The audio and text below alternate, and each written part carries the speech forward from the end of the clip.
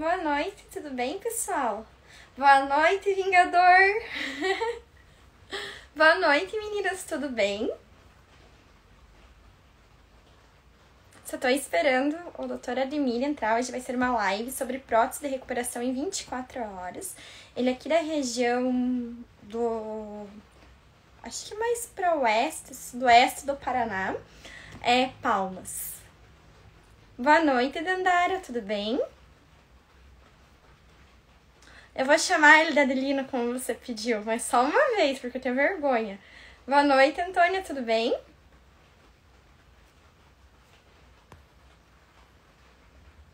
Vai querer entrar na live de hoje, ô Vingador? Isso, Paraná, mas será que é sudoeste do Paraná? Acho que é, né? Sudoeste. Porque o oeste é Cascavel, Foz. Aquela região ali é sudoeste, eu acho.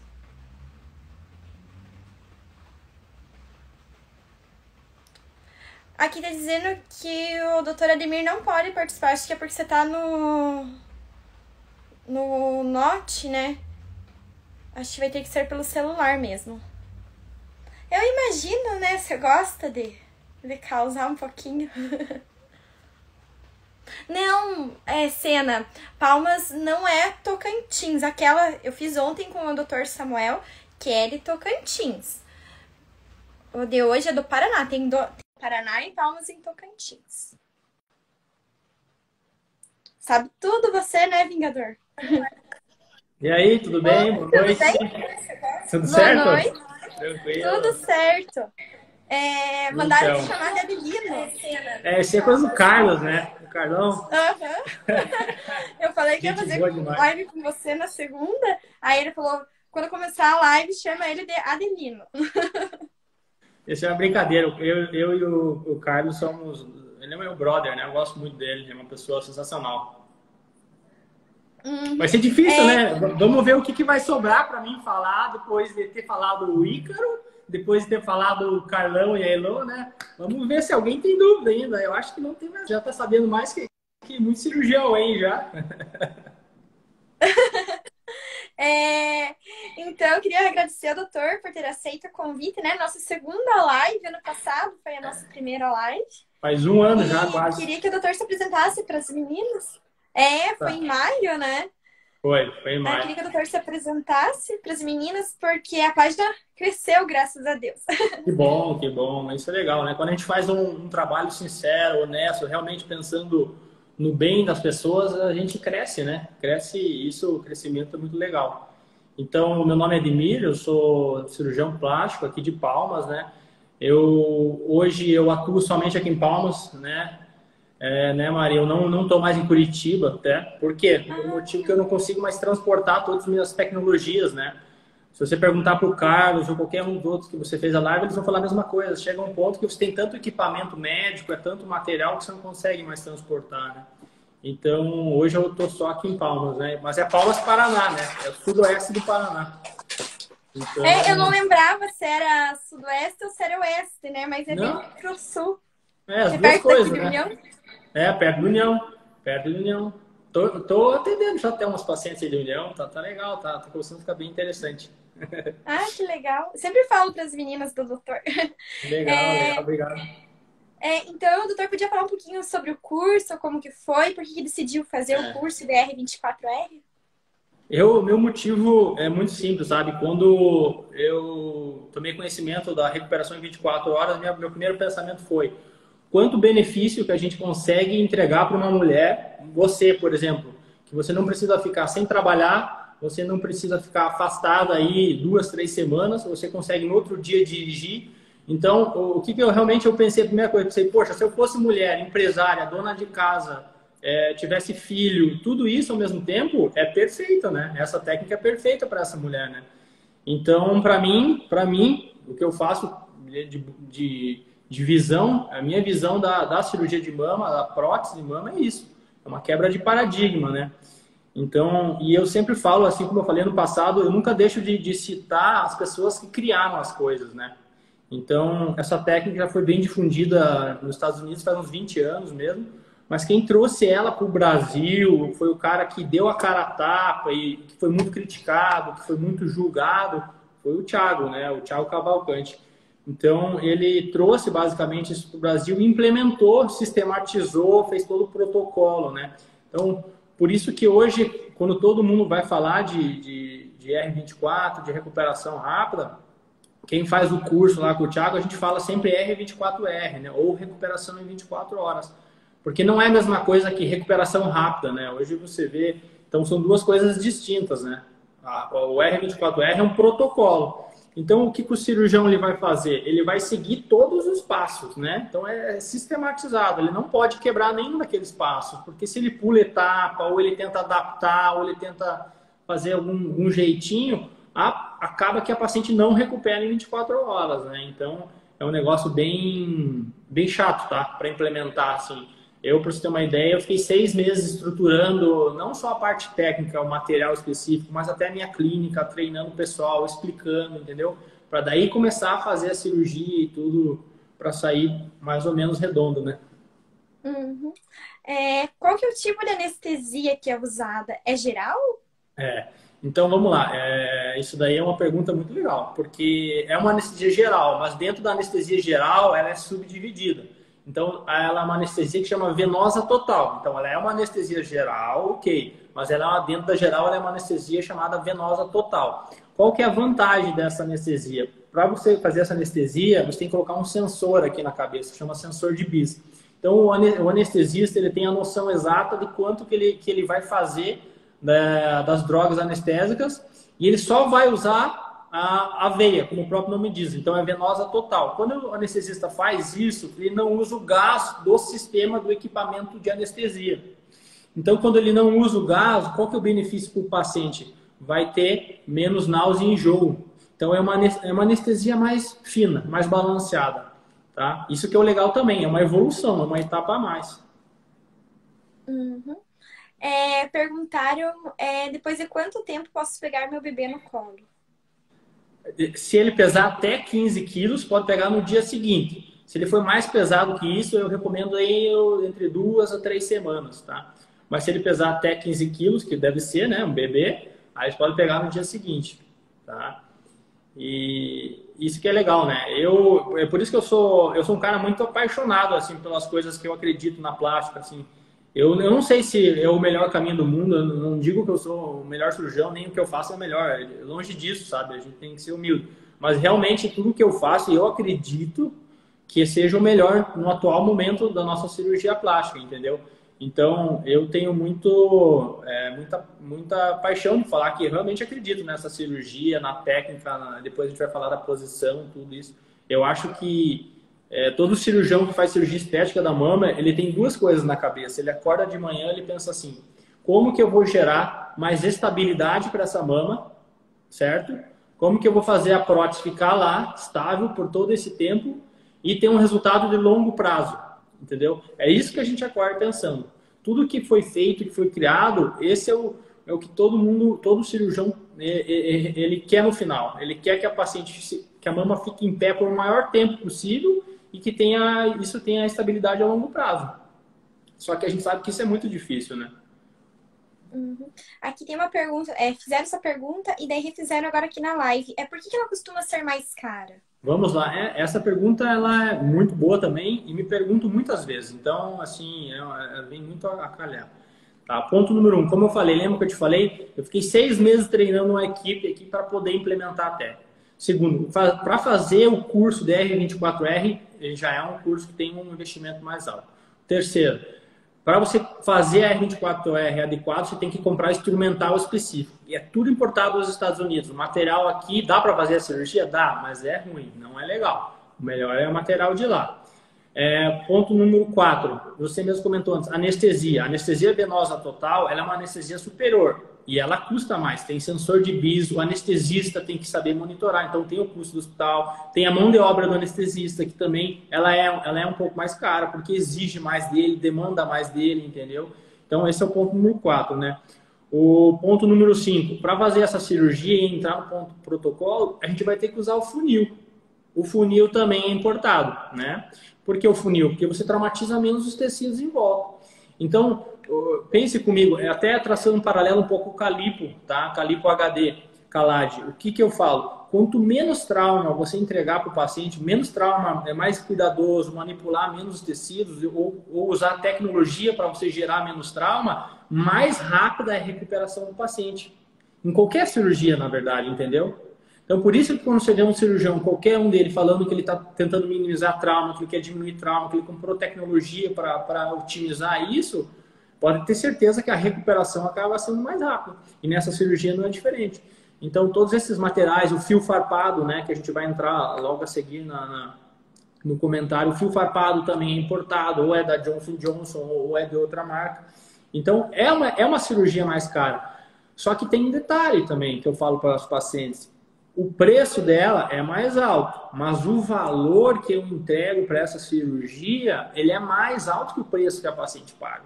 Dá para entender isso daí? Você entende? Porque você fica 3 semanas que você não vai precisar ficar em casa, deixar de trabalhar, pegar atestado, falar com o chefe, ou de repente, se a empresária vai ter que se ausentar. Você não vai precisar disso. Então, eu não tenho sombra de dúvida que você recupera muito mais do que o preço dessa cirurgia na entrega de valor. Aqui fizeram uma pergunta sobre a cicatriz. Se fazer o exercício de levantar os braços não pode prejudicar a cicatriz? Não prejudica. Sabe por quê? Vamos lá.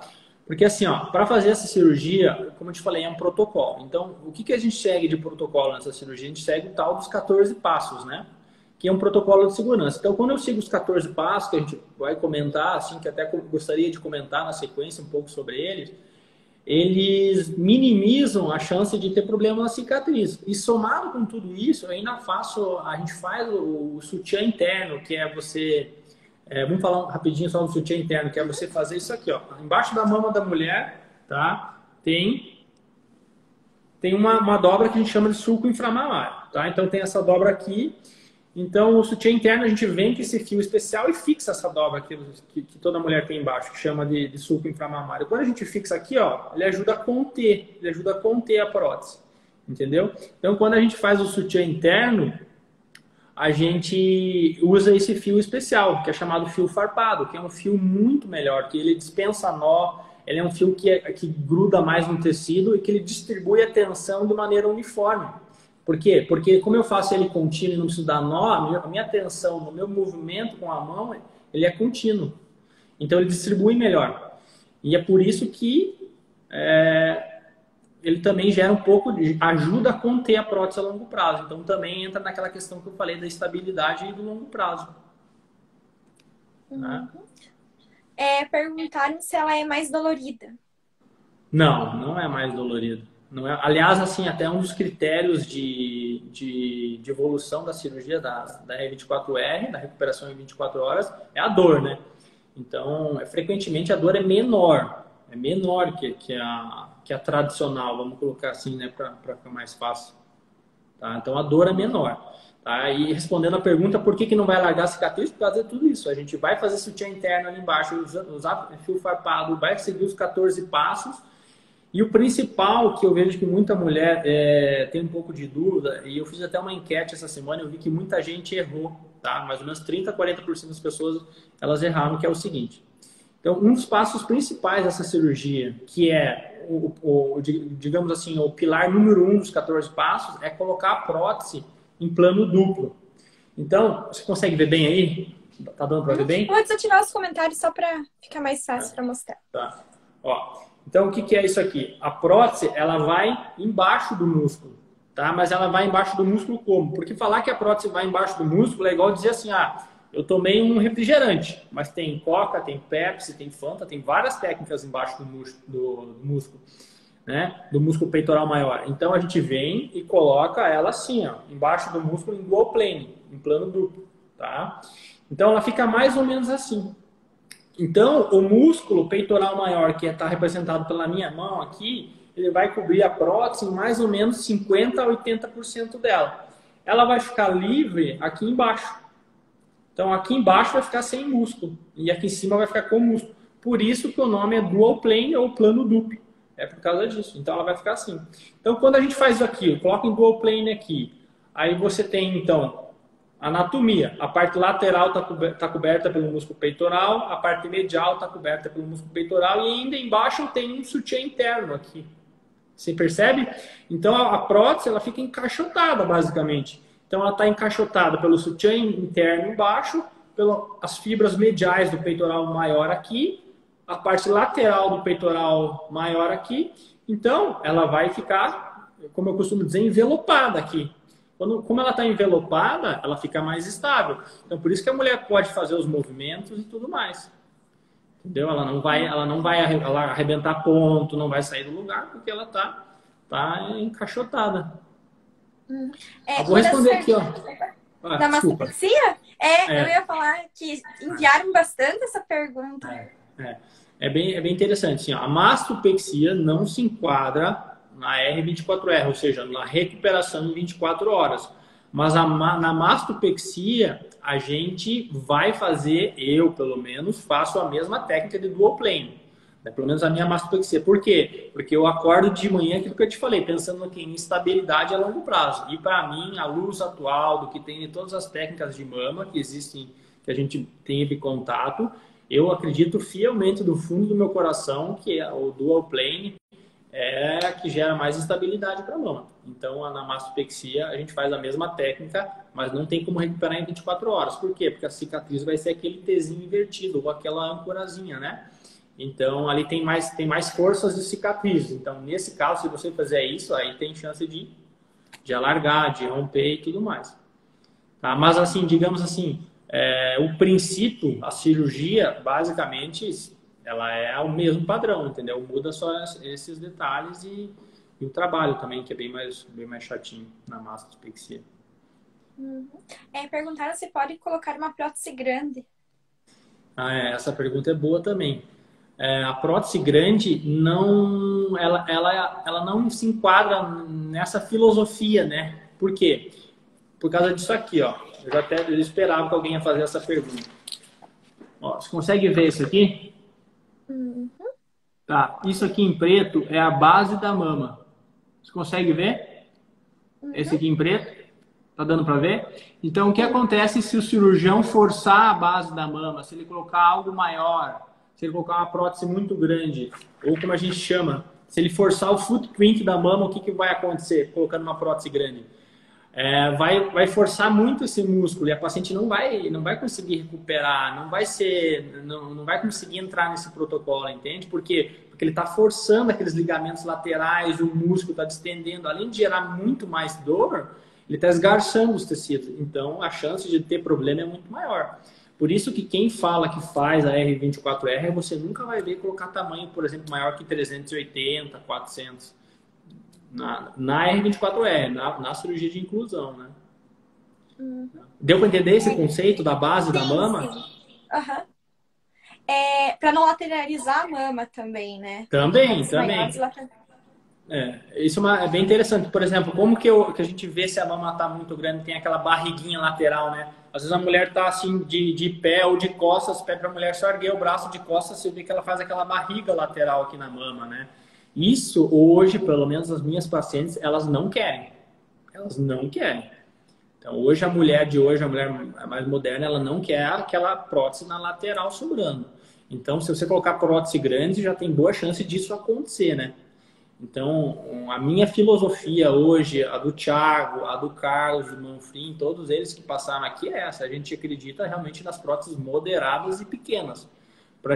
Devido a essas próteses, a gente consegue entregar esses resultados, entendeu? Perguntaram também sobre o uso do sutiã, se é preciso usar o sutiã cirúrgico no pós. O sutiã? Não, você precisa usar ele, mas não é todo aquele tempo, né? Você usa um tempo bem menor. Mas esse é uma das coisas interessantes também dessa técnica, né? Que você pode ter independência do sutiã, né? Digamos assim, você vai deitar, como a prótese ela está envelopada, como eu falei ali, você vai deitar na praia, ela não vai lateralizar, né? Ela tende a ficar na mesma posição, porque não tem espaço para ela ir para lateral, né? O músculo está ali. E o músculo peitoral, vocês fazem, quem faz academia sabe, né? Ele é um músculo quadradão, tá? E largo assim, e ele é forte. Então, essa é uma das maravilhas dessa técnica, além do colo marcado, eu acho isso, eu acho que é a independência do sutiã, né? Uhum. Perguntaram também se pode ser feita numa troca de prótese essa técnica. Não tem como. Essa técnica, a R24R, só dá para quem vai colocar a prótese pela primeira vez, entendeu? Então, vai colocar a prótese pela primeira vez, então, que é o que a gente chama de mastro primária, né? Que é a mamoplastia de aumento, desculpa, tá?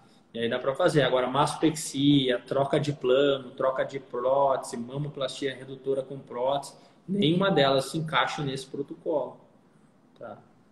Mas todas essas cirurgias que vai prótese, eu vou colocar em dual plane, em plano duplo, a maioria delas. Uhum. E também perguntaram depois de quanto tempo de ter bebê pode fazer a cirurgia.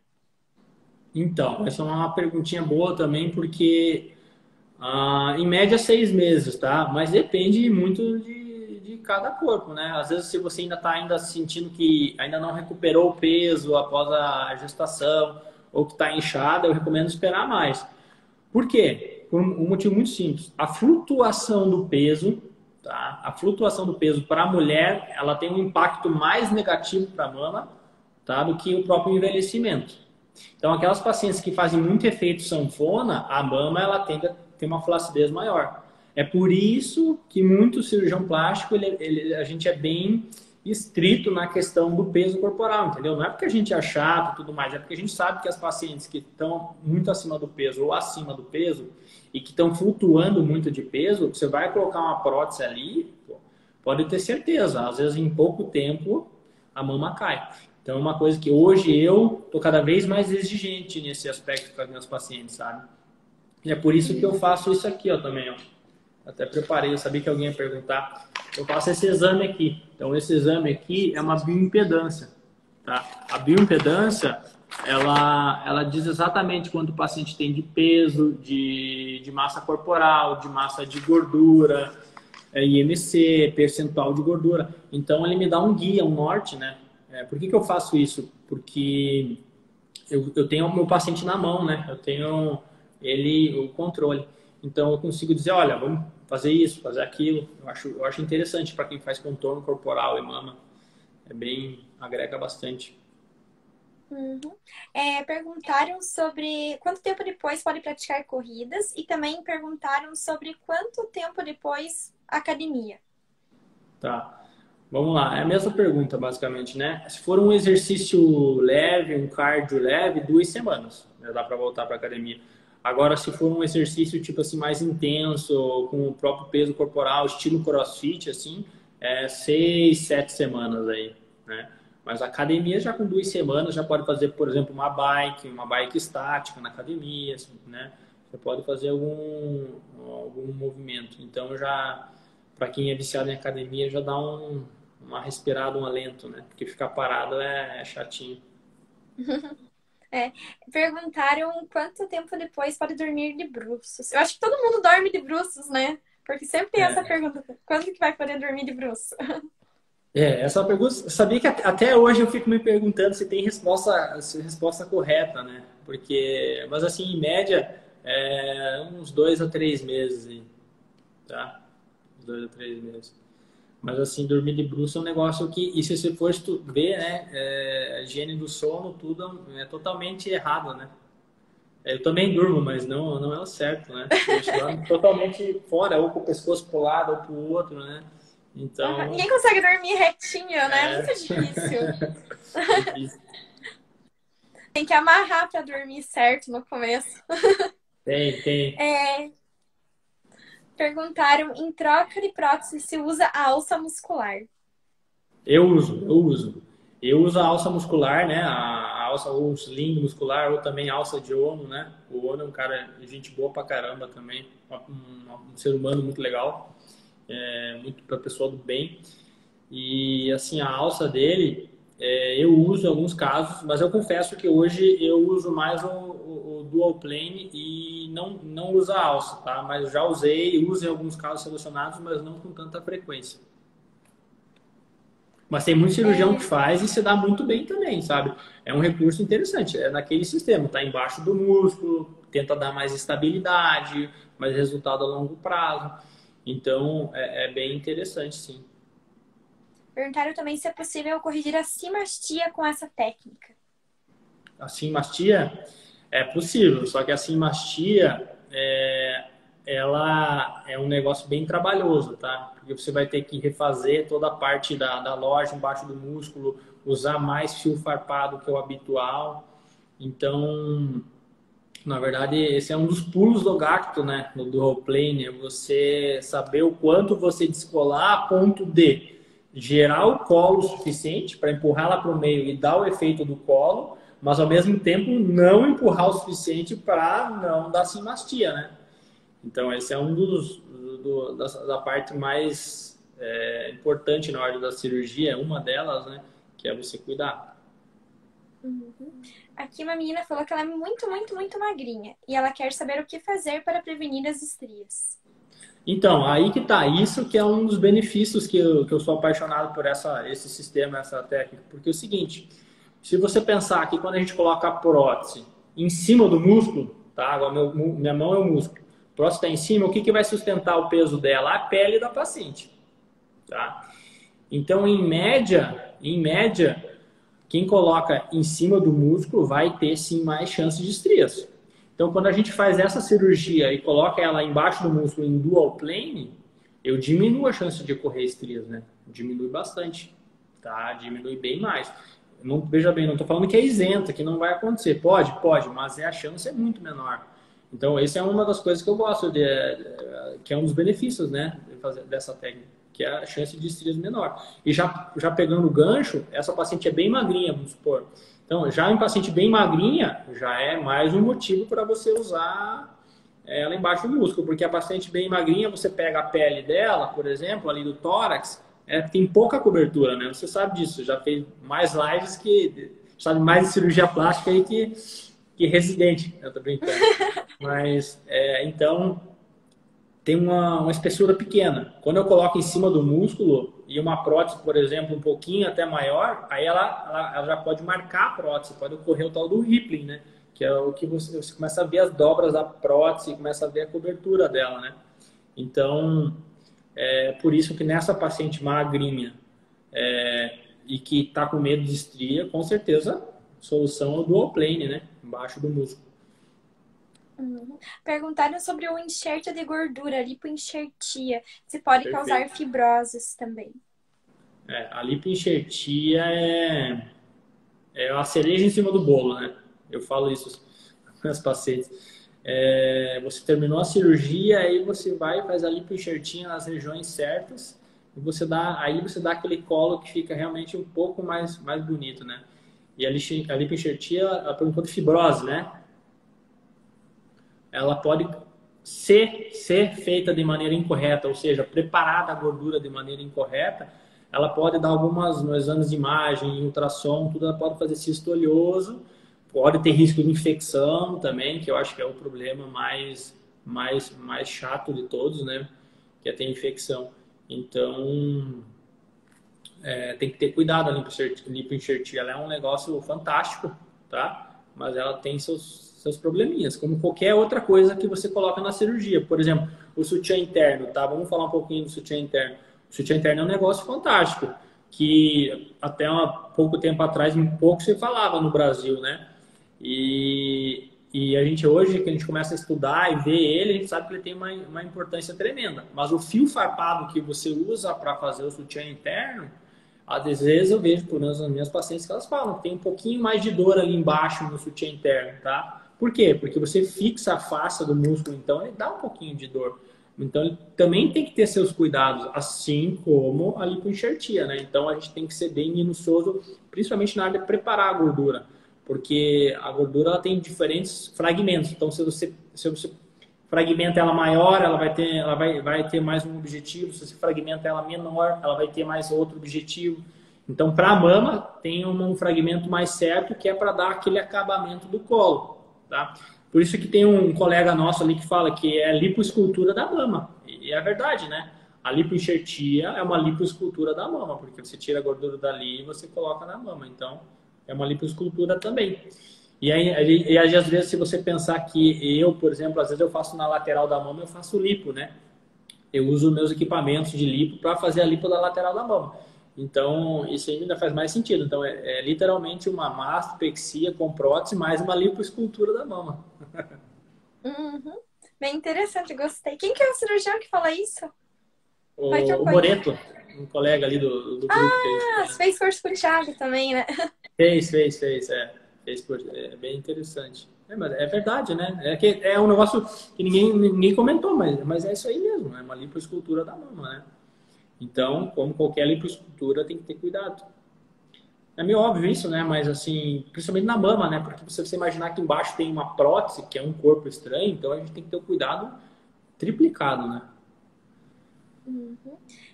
Aqui teve uma pergunta bem interessante da Monique. Sou bem magrinha, coloquei por baixo do músculo, mas um lado ficou mais baixo. Areola mais acima. Pode acontecer o bottoming out mesmo abaixo do músculo? Deixa eu ver se eu entendi. Então ela colocou uma prótese aqui, a prótese, e de um lado ela está mais baixa, isso, e do outro lado está mais alta, né? Isso. Embaixo do músculo, isso? Uhum. Pode acontecer ali, às vezes, uma diferença na loja, embaixo ali, na configuração, que às vezes ficou um pouco mais alta a prótese, né? E pode ser bottom out também, pode ser, né? O bottom out geralmente ocorre quando a gente não fixa o sulco, né? E aí o sulco fica mais flácido e a prótese empurra ele para baixo. Aí pode ter o bottom out. Então, esse é um dos objetivos também do sutiã interno, né? Você dar estabilidade e também ajudar a não ter bottom out. Uhum. A cicatriz, no caso, certo, ela vai ficar abaixo aqui nesse ossinho da mama ou ficar perto do silicone? A posição da Porque eu vejo... cicatriz, Isso, porque eu vejo diferentes tipos, né? é, Aquela bem no ossinho ali e a outra já na mama mesmo.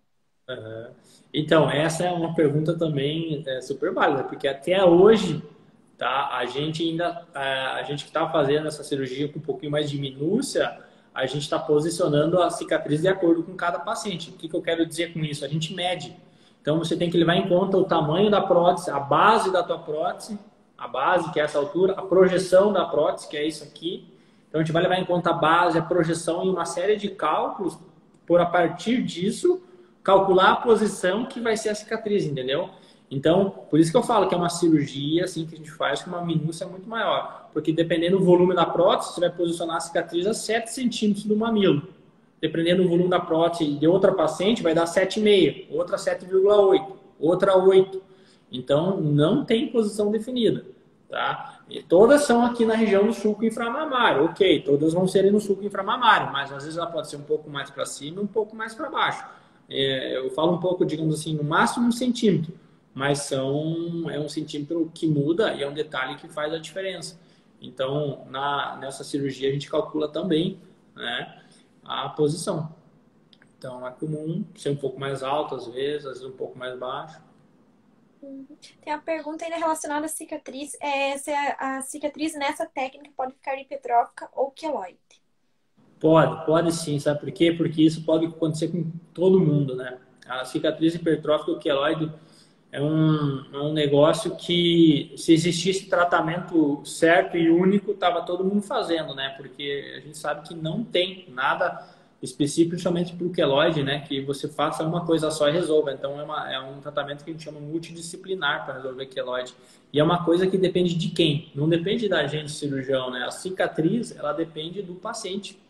Então, é algo que, às vezes, a gente não tem controle. A gente não tem controle. Cada paciente tem a sua, né? Por isso que tem que conversar bem, perguntar para o paciente se tem na família, se já tem cicatriz antiga, porque principalmente o queloide é um bicho brabo de tratar, é difícil. Né? A hipertrófica não, ela é menos, então é uma cicatriz que ela evolui de maneira mais benigna que o queloide, certo? Só que ela demora, às vezes 1 ano e meio, 2 anos para ela começar a regredir, diminuir, né? Mesmo usando as pomadas, a fita de silicone, Então você pode usar um monte de coisa e às vezes não, mesmo assim ela demora, né? Mas a vantagem é que com o tempo ela tende a regredir a cicatriz hipertrófica. Já o queloide não. O queloide não regride. Uhum. É que tem uma pergunta que uma moça fez, acho que ela trabalha com isso. Ela perguntou por que a maioria dos cirurgiões não indica pós-operatório para silicone. E daí poderia falar como que é o pós-operatório, se é taping, se é drenagem, o que que Tá, é, vamos se não lá. tem Perfeito. isso. Perfeito. Agora eu vou entrar aí num terreno aí, nós vamos entrar aí, mas num terreno ardiloso aí, porque é o seguinte, na Polêmico. R24O, por favor, se tiver alguma físio aí, não é por mal, é que a gente fala mesmo, eu sou bem sincero, bem franco, tá, a conversa, então eu não indico tape, não indico nada, nem físio pós. Então, por quê? Porque se a mulher está erguendo os braços, ela está fazendo os movimentos depois que acaba a cirurgia, o sistema linfático ele também acaba mobilizando. Então, assim, nessa cirurgia é uma coisa que a mulher não precisa fazer. Então, ela não precisa fazer pacote de drenagem e ela não precisa fazer taping. Na prótese, na mamoplastia de aumento é R24R, entendeu? Então, eu não indico para essa cirurgia, tá? Agora, sim, não tem nada contra se alguém quiser usar e tal, mas eu realmente não vejo necessidade. E eu vou te dar o meu argumento, tá? Eu faço a cirurgia e peço para o paciente, certo? Todo mundo que faz a cirurgia pede para o paciente alongar os braços. Muito bem, então se terminou a cirurgia, 2 horas após o término da cirurgia, o paciente já está indo de alta, começa a levantar os braços e tal. E aí, quando tem um taping aqui em cima, a paciente, ela olha aquilo e ela começa a achar, nossa, eu tô com a mão machucada, tô com um taping aqui, não vou erguer os braços, não vou erguer, não, entendeu? Então, eu acho que, de certa maneira, aqui na cabeça, no psicológico, ele acaba gerando essa sensação. Então, além disso, eu prefiro não usar, tá? Mas eu não condeno quem usa, mas essa é a minha justificativa. E o Thiago também, que é o cara que trouxe a técnica aí para o Brasil, ele também não indica, né? E nesse aspecto eu concordo bastante com ele. Eu acho que às vezes atrapalha nessa cirurgia. Agora, por exemplo, também vamos dar um alento aí para as FIS, né? Na Lipo HD, na LAD é fundamental, fundamental. Eu falo para a físio aqui, às vezes, que na LAD a gente anda muito junto com a físio, né? Porque a drenagem é importantíssimo. Agora na R24R, nesse aspecto aí, eu não peço. Não. Deu para entender? Sim, deu. Também Então. concordo. É perigoso deslocar também, né? Conforme o movimento que Assim, você né, faz. Mari? E Eu uma escuto coisa assim muito isso. e uma coisa assim que muita gente às vezes me pergunta, né? Eu aqui no interior, então a gente pega muito paciente de fora, né? Aí, União da Vitória, todas as regiões aqui, Abelardo Luz, Mangueirinha, Clevelândia, Pato Branco, Beltrão, Renascença. Então, tem cidades que você vai encontrar fácil físio, pessoas que estão acostumadas com pós-operatórios de cirurgia plástica. E tem cidades que não. Então, é uma coisa que a gente, como cirurgião, não tem como prever. Não, mas tem aqui na clínica, mas o paciente vai ficar vindo de fora toda vez para fazer uma drenagem. Então, é uma coisa que a gente acaba tendo que repensar algumas coisas, né? Tá? Então, e realmente na R24R eu não vejo sentido. E até interessante que o paciente é uma coisa que não precisa gastar, literalmente, né? Não precisa despender dinheiro para isso. Ele vai ter que investir em outras coisas, né? Mas na R24R, para isso, não vejo necessidade. Quer fazer drenagem, faça pra baixo, né? No corpo. Não Exatamente, precisa ali na mão. A mama não precisa, né? Não precisa. A Elo fez uma pergunta. O que você faz para evitar que aquela pele no meio dos seios fique erguida? Coloquei prótese e tive que usar um rolinho no meio para baixar, mas não colou 100%.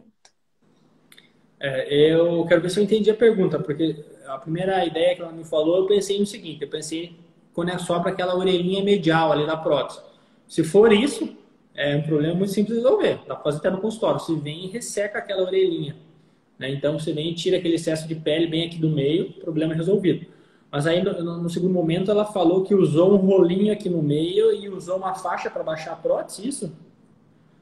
Se foi isso... Não, sem a faixa. Só falou que colocou um rolinho no meio, mas não colou 100%. Então, por que às vezes a gente usa o rolinho no meio aqui? Ó? Eu vou mostrar aqui para vocês. Tá, aqui tá a prótese. A gente usa o rolinho aqui no meio para ela não fazer tanto simastia. Ou, por mais que não faça simastia propriamente dita, para ela não ficar muito junta, né? A prótese às vezes ela fica encostando. Então ela usou o rolinho por causa disso, né? Ou às vezes também é nenhuma das duas coisas, mas só que o cirurgião quis manter um pouquinho, uma distância maior ali do colo. Tá? Eu acho que é isso que ela quis dizer. É normal, às vezes eu uso o rolinho, já usei em alguns casos. Tem a faixa também aqui em cima para baixar um pouco a prótese. Não vejo como uma complicação. Pode ser inchaço também, né? Eu lembro que eu tive quando eu coloquei, ficou bem no meio, assim, ficou inchadinho e duro, assim, sabe? Não, parece que Uhum. não era Quanto você elástico. tem? Oi? Quanto você tem de volume? 175. 275? Não, 175. 175, é a prótese, assim, que é da nossa filosofia, assim, de tamanho moderado para pequeno, né? E uma coisa interessante, assim, que a gente não falou, mas é o seguinte, como a gente usa o músculo para empurrar a prótese para cima e para medial, então o músculo peitoral que vai fazer esse movimento, que vai empurrar a prótese para cima e para medial, ele faz isso aqui, certo? A gente não precisa de muito volume também, né? Então, agora fazendo um resumo, assim, mais ou menos, do que a gente falou, é o seguinte, nessa técnica, se você colocar uma prótese de tamanho moderado para pequeno, ela vai ter o mesmo impacto que uma 400 em cima do músculo, em termos de colo, você entende? Porque o músculo vai fazer esse trabalho. Só que eu vou ter o mesmo benefício com um formato mais bonito, com mais estabilidade, menor chance de complicações, menor chance de estria, sem esgarçar tanto os tecidos, né? Porque é uma prótese menor. Então, é por isso que hoje eu realmente acredito que seja o melhor caminho, mas eu não sou dono da verdade, né? Então, tem várias técnicas, mas eu, no meu coração, eu realmente acredito que seja o melhor caminho para estabilidade e resultado, né? Para cirurgia de mama estética. Uhum. Perguntaram se o procedimento de lipoenxertia com o tempo, essa gordura pode sumir? Ela pode, mas assim, não é tão comum. Geralmente na mama isso não ocorre, né? É diferente do bumbum, tá? Eu gosto sempre de fazer analogia, não sei se você não quer que eu fale, Mari, mas acho que é muito interessante, porque é mais fácil os pacientes assimilarem, né? Então eu faço analogia com o bumbum. A gordura da mama é completamente diferente, o preparo dela é diferente, então é uma gordura que geralmente não tem absorção, tá? A do bumbum é diferente. A lipoenxertia glútea ela tem absorção em torno de 18, 20%, né? Então tem que separar. A da mama não tem. A do bumbum já é uma coisa que tem que cuidar que ocorre. Não é em todo mundo, mas pode ocorrer. Então é sempre legal a gente superestimar, colocar um pouco a mais no bumbum, porque se absorver, fica num tamanho legal. Uhum. É um diferente, né? O preparo É dessa diferente, é gordura. diferente. Eu lembro que falam que é o jeito que o Thiago faz, que ele ensina, que é É, fantástico. o jeito do Thiago é um jeito, é uma maneira, né? Mas é uma maneira muito boa. Então você acaba filtrando a gordura, tirando fibrose, fibras, tirando resíduos. Então ela fica, para a mama, ela é muito boa. Mas para o bumbum ela não é legal, não. Entendeu? Porque para o bumbum ela não tem consistência. Para o bumbum tem que ser uma gordura mais encorpada, com fragmento maior. Entendeu? Então tem essas diferenças. Então, essa gordura, no caso, se sobrar um pouquinho, a pessoa pode preencher nos lábios, ou dar um contorno no rosto durante a Pode, cirurgia. mas depende do objetivo que ela quer, né? Se ela quer dar volume para a face, até daria, tá? Embora eu não recomende fazer tudo junto, né? Porque a chance de contaminação e tudo mais. Mas se ela quer, por exemplo, rejuvenescer para célula tronco, aí tem que ser uma gordura ainda com células menores, mais fragmentado. Então, o que a gente chama de nanofat para rejuvenescimento de face, né? Então acaba que é diferente, né? Por isso que eu falei para você no começo, então a gordura, dependendo do fragmento dela, ela tem uma função, né? E eu acho que esse é um dos caminhos da plástica, sabe? É estudar cada vez mais a gordura e saber como que ela vai impactar no nosso corpo, porque a gente está engatinhando nisso ainda, né? A gente sabe algumas coisas, mas na verdade não sabe muito, né? Tem essa noção dos fragmentos, tal, que já vem de alguns estudos mais antigos, o pessoal mais novo está estudando e vendo isso, mas ainda essa questão de célula-tronco e tudo mais é muito interessante da gordura, é uma coisa que, se eu fosse cientista, assim, eu acho que eu ia nesse caminho. Semana passada eu fiz live com o Charles Dessá, né? Aí ele Aham. explicou bastante, eu achei bem interessante, eu não conhecia ainda sobre as A gordura. células. É É, isso, então. mais refinada, né? Essa gordura mais refinada. Então, para a célula tronco, ela é uma gordura diferente, né? Todo o processo. E aí, hoje também o processo de refinamento da gordura, você pode fazer um método de decantação, que é um método simples, que você deixa decantar ali, né, no sistema, ou você pode já, tem filtros, tem o Purigraft, que são literalmente um filtro, assim, que se joga a gordura dentro, ele tira tudo e deixa ela bem amarelinha no final, que também é um sistema importado, que custa lá seus US$ 800.000, sabe? Então, também, né, em cada área o negócio ele vai refinando e aí vai mudando, né? E aumenta o custo, infelizmente. É muito caro. É, É, perguntaram como ter as mamas bem marcadas em uma mastopexia. as mãos bem marcadas numa mastopexia. Uhum. Primeiro, tá, vou falar aqui o que eu acho. Eu acho que o dual plane ele consegue bem isso na masto, né? Marcar bem o colo. Segundo, colocar a gordura no final da cirurgia ajuda no refinamento do colo. O terceiro é fazer o ajuste de pele suficiente, né? Então, a mastopexia, a gente colocou a prótese aqui. Então, tem a pele da mulher aqui na frente, certo? Então, depois que a gente coloca a prótese, a gente vai fazer o ajustezinho de pele. Então, a gente vai tirar o componente vertical, vai tirar o componente horizontal, vai posicionar a areola no centro da prótese. Então, o ajuste de pele também ajuda. Mas o que mais ajuda é a questão da posição dela, se for embaixo, se for em cima do músculo, tá? E aí que entra uma discussão grande, porque se você conversar com um cirurgião que faz em cima do músculo, eles vão dizer que é o tamanho, né? Colocar um tamanho maior ou um tamanho mais projetado. O que é a projeção? A projeção da prótese é isso aqui, é essa distância daqui de trás aqui na frente. Então isso aqui é a projeção, certo? Dá para ver? Uhum. É daqui até aqui, essa distância aqui chama projeção. Então, quanto maior a prótese, maior a projeção, para cima do músculo, ele vai dizer que vai marcar mais o colo. Mas para a gente que faz embaixo em dual plane, o volume é desnecessário. Você vai ver que se você colocar lá, fizer a técnica correta do dual plane, no grip plane, você vai conseguir ter um colo legal e ainda por cima você complementa com a gordura, né? Mas assim, não dá para dizer que tá errada a mão dela, não dá mais sem avaliar, sem nada. É porque tem muitas variáveis, né? Então não tem como dizer uma maneira certa. Mas é mais ou menos isso. Uhum. Perguntaram também se pode ser feita a lipo HD mais essa prótese de recuperação rápida. Poder pode, tá? Poder pode, mas qual que é o problema disso? Qual que é o conceito da prótese de recuperação em 24 horas? Não é você tentar recuperar a paciente em 24 horas?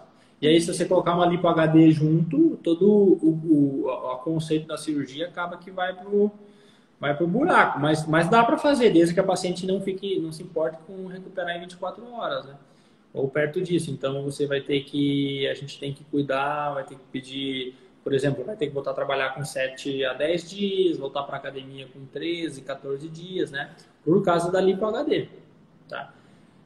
E, e outra coisa que eu acho interessante também é que quando a gente combina, por exemplo, vamos falar de mastro PXC com prótese, mais uma lipo, ou como eu costumo dizer, uma LAD 360 graus. Por que é LAD? Porque lipo de alta definição, 360 graus, por quê? Porque a gente faz todo o dorso e toda a frente. Então, 360 graus mesmo.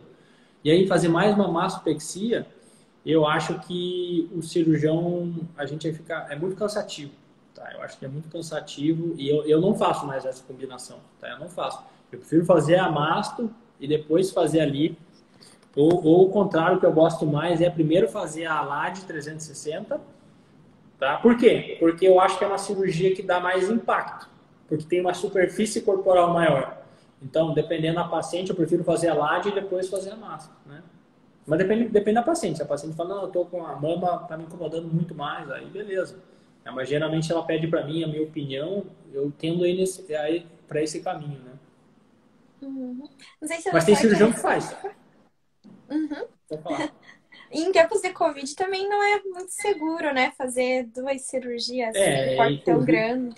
e a cirurgia. Então, uma coisa também que eu falo, por exemplo, assim, ó, quanto mais etapas a gente coloca na mastro, na mama, você tá vendo quantas lives se fez aí com cirurgiões de mama. Então, cada vez você vê que tem mais uma etapa. Ah, ora é sutiã interno, agora é enxerto de gordura na mama, é fazer o dual plane, é fazer o grip plane. Então, conforme mais etapas a gente coloca numa cirurgia, acaba que o tempo dá uma aumentada também. Então, aí você tem que fazer uma LAD 360 junto, né?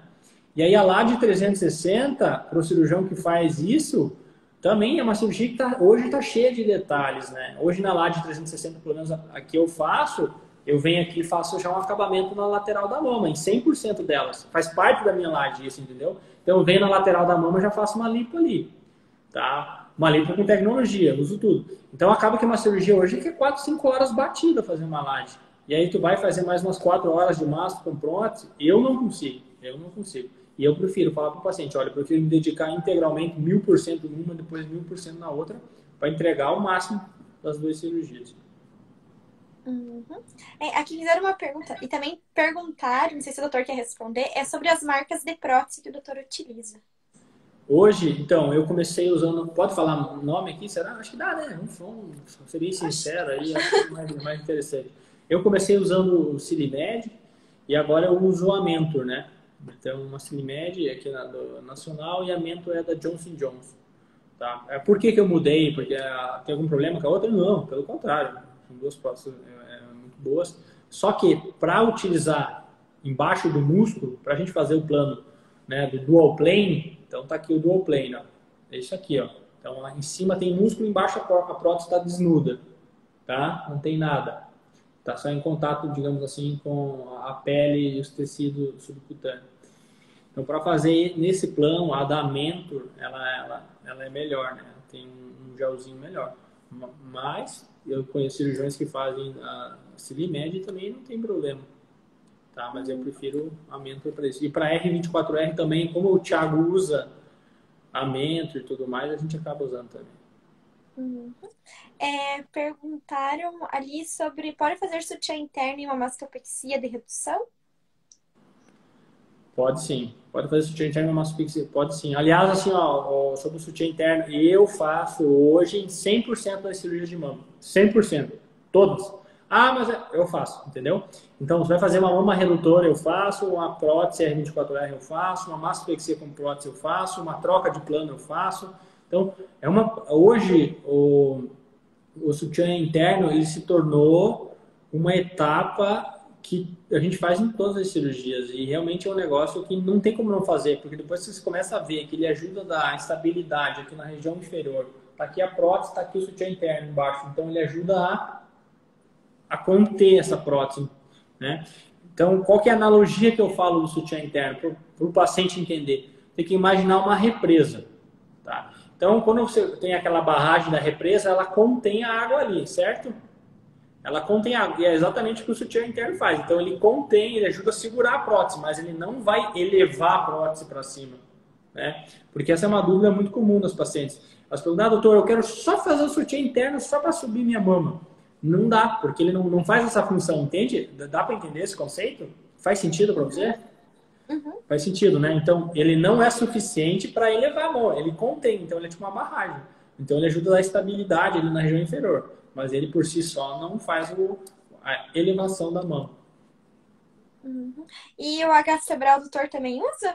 Porque não Uso, é bem para não, prótese de HCBRA recuperação foi... rápida, né? Mas... Não, com certeza. Só que quando que a gente usa o HCBRA? Nas cirurgias secundárias, terciárias e por aí vai, né? O que eu quero dizer com isso? Aquela mulher que já tem uma massa com prótese vai ter que precisar fazer outra ou a terceira. Aí a gente faz o HCBRA, né? Que é você usar a cápsula como um anteparo ali embaixo, né? Então é tipo um sutiã interno com a cápsula, né? Só que tem uns passos, é um método certo. Então quem desenvolveu isso aí foi o Carlão, né? Eu chamo ele de Carlão, foi o Carlos Manfrim, né? E ele começou a fazer isso daí, e aí viu que dava muito certo e tal, e começou a divulgar, né? E realmente é muito bom, ajuda muito na estabilidade e dá mais segurança para a gente, porque a gente vai para a cirurgia já sabendo que você tem alguns recursos para usar ali, né? Para ajudar a estabilizar essa prótese e dar um pouco mais de resultado. Porque é a cirurgia mais difícil que tem de mama, né? É as mastopexias secundárias, terciárias, que são aquelas mamas que a mulher vai colocar uma prótese ou vai trocar a prótese pela segunda, terceira, quarta, quinta vez, né? Então, é uma terra de ninguém ali.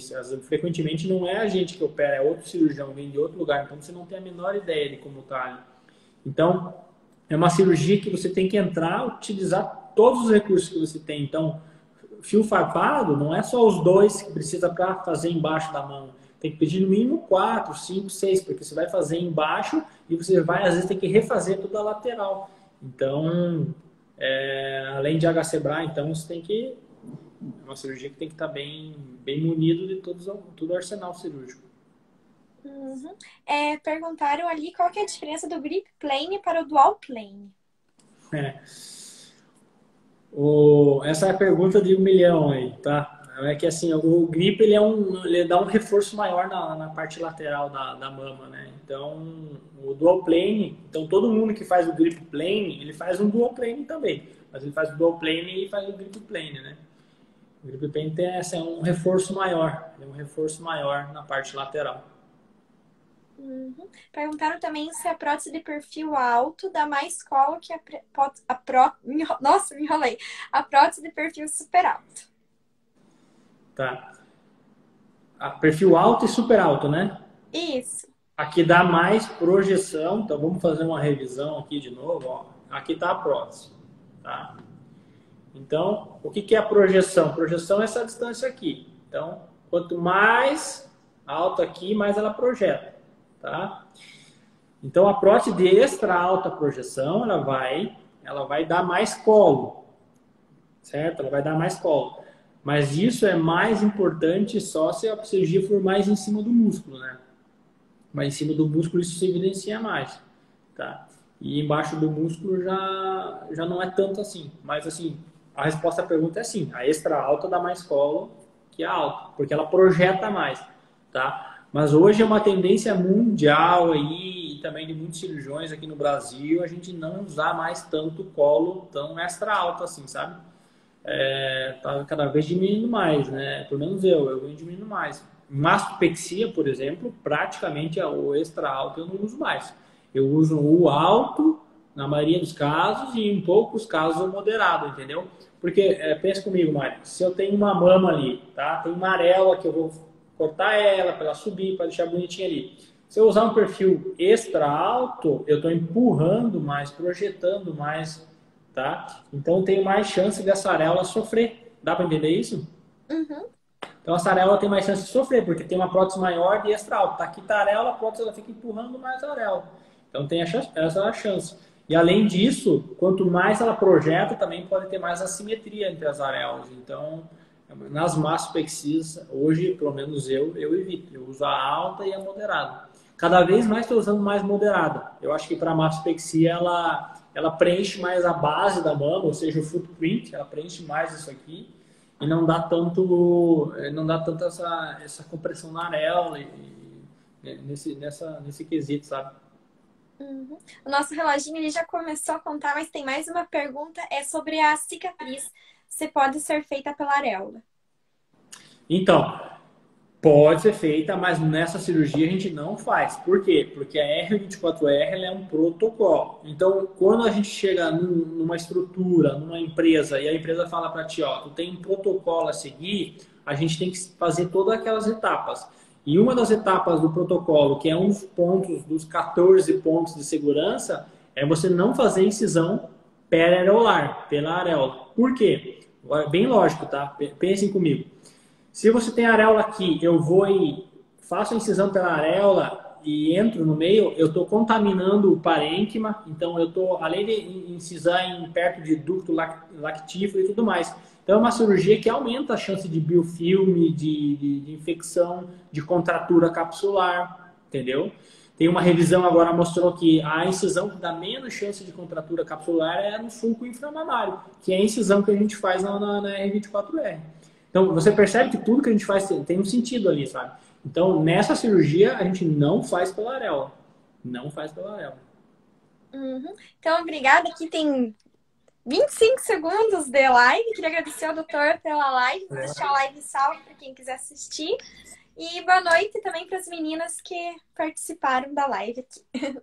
Foi muito legal aí. Obrigado pelo convite. Espero a gente poder fazer mais aí, né? Que eu acho que é bem interessante esse bate-papo sincero, assim, que acho que a gente evolui. E é bom que os pacientes acabam entendendo, acabam